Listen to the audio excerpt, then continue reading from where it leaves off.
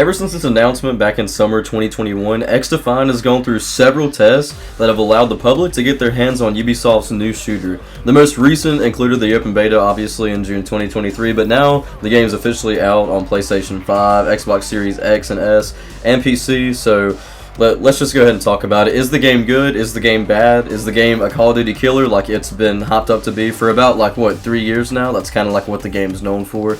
We're going to talk about all that today.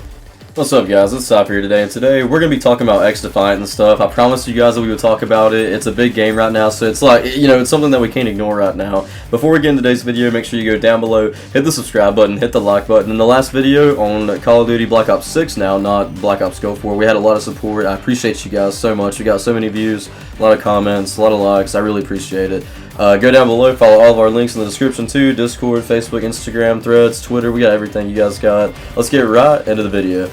Starting off, one thing right now that we need to talk about is the reason that XDefiant is so popular. So whenever it came back out in 2021 for all these different testing and stuff like this, it was already being hyped up by YouTubers and content creators alike that it was going to be a Call of Duty replacement, or at least an older school Call of Duty game that felt like, Black Ops 2 and older games like that again with the movement and stuff. And I can say this, the movement does feel really fluid. It feels really good. I see why it's only on the new consoles though, so if you're on an older console like a PlayStation 4 or an older Xbox, you're not going to be able to play it. Which, it's funny because a lot of these games like this, I feel like they could easily put these games right here on maybe not the PS4 and Xbox, especially the old Xbox, which is by far the worst console to play on. They could at least put on the older Xbox One Series X and also the PlayStation 4 Pro. I feel like those two consoles could run some of these games, maybe not all of them, but apparently a lot of producers are moving away from the older consoles now, which makes sense though, because we're about to get the PlayStation 5 coming out hopefully by the end of this year, and then after that we'll be waiting for the PlayStation 6 announcement. But yeah, Ubisoft San Francisco really knocked this out of the park. They were smart enough to distance this game from the modern Call of Duty formula that's trash right now, and they instead decided to focus on the more classic feeling that everybody loves. And honestly, I really enjoy this game right now, and the reason why is because I actually find myself playing Call of Duty Modern Warfare Remastered. What was it, 2016 or 2017? The one that came out with Infinite Warfare. I find myself playing that game a lot, because of the old school feeling, the old school movement, but it's got good graphics though and stuff. And this game reminds me a lot of that game as well. Now I will say this there is a small dose of Overwatch elements that they ended up putting in this game and everything, and they do got some more MOBA-like map designs, and if you don't know what a MOBA is, go look it up online, the gaming genre, because I'm sure that a lot of you guys are probably FPS fans if you're watching this video. But yeah, they decided to go with that kind of style, and I mean it's nice, but I'm not really ever a big fan of operators in games. I'm never really a big fan of heroes in games like that. I'm not a fan of specialist abilities. I'm not really a fan of all that stuff. I'm more of a fan of the good old I mean, this is an example. I'm not saying it's the best COD game ever. It's just one that I'm bringing up. The good old Call of Duty Ghost days, you were able to customize your helmet, your character's armor, stuff like that. And there's been mini games, that's just one example. But there's been mini games that let you just do that. I prefer that right there, making your own armor, your own character versus picking a pre-made character that's a specialist or an operator. I don't like that. I've never liked that system that much.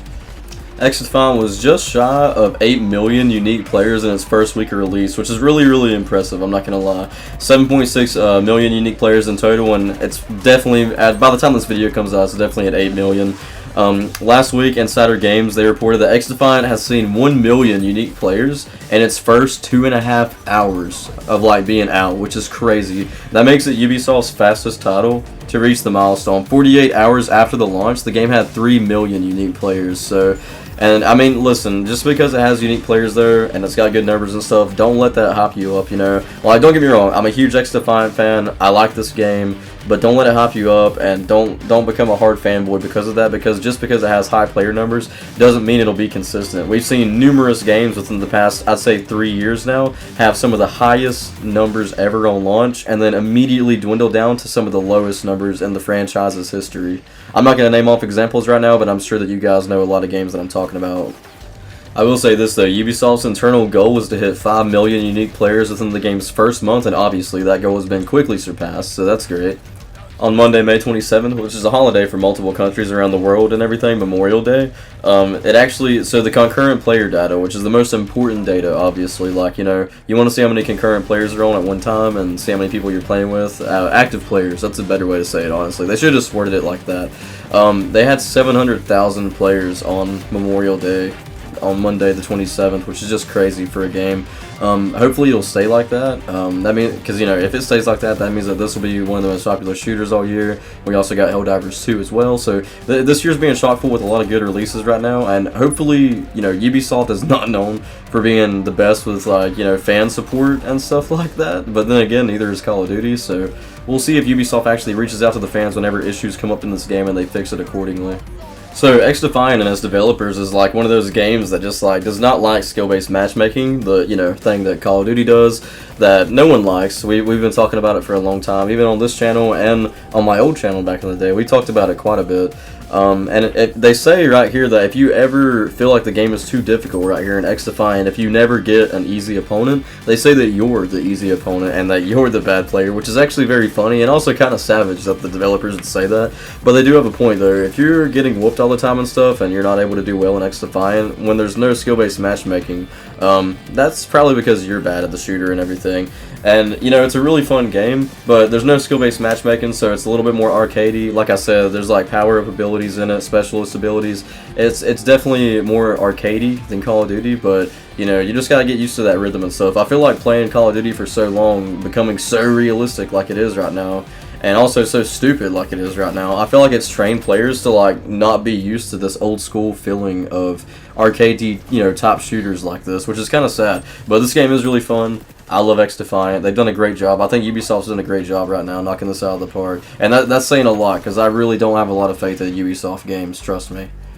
Needless to say, XDefiant is taking the gaming world by storm right now, and the gaming market, and don't forget that the game is free to play on PS5, the new Xbox Series X and S, and also PC, so make sure you go download it, make sure you go play it, give them a lot of support over there. This game is really fun, and even if you are a diehard Call of Duty fan, like I said, this is not a Call of Duty replacement, definitely not a Call of Duty replacement. This is a complete shooter in its own right, but I will say hopping it up like a Call of Duty replacement's done a lot of favors for the game, and boosted its, you know, sales numbers and everything. So, but like I said, it's free to play. Go download it. This game's honestly really great. I got a lot of faith in Ubisoft this year.